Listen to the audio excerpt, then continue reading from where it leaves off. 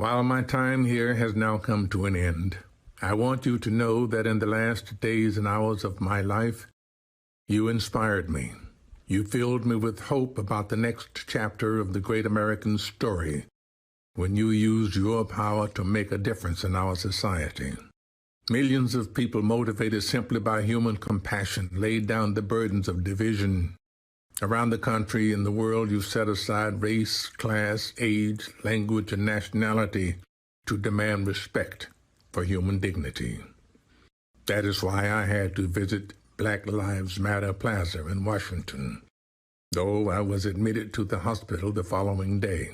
I just had to see and feel it for myself, that after many years of silent witness, the truth is still marching on.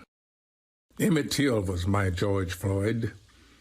He was my Rayshard Brooks, Sandra Bland, and Breonna Taylor.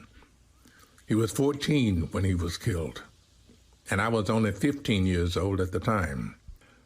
I will never, ever forget the moment when it became so clear that he could easily have been me.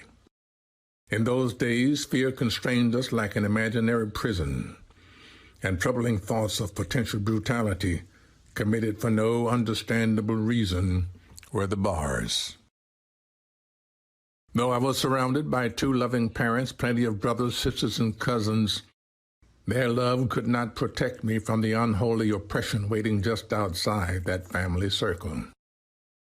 Unchecked, unrestrained violence and government-sanctioned terror had the power to turn a simple stroll to the store for some Skittles or an innocent morning jog down a lonesome country road into a nightmare.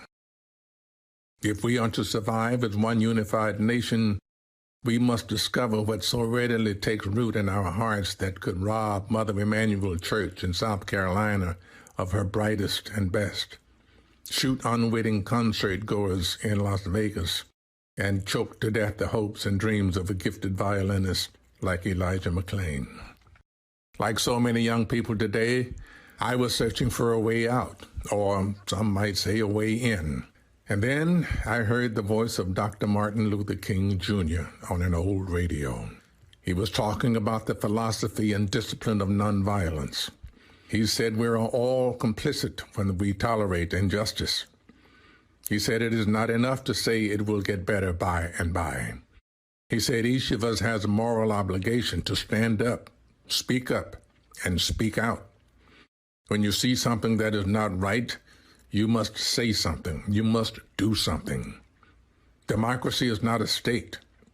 It is an act, and each generation must do its part to help build what we call the beloved community, a nation and world society at peace with itself. Ordinary people with extraordinary vision can redeem the soul of America by getting in what I call good trouble, necessary trouble.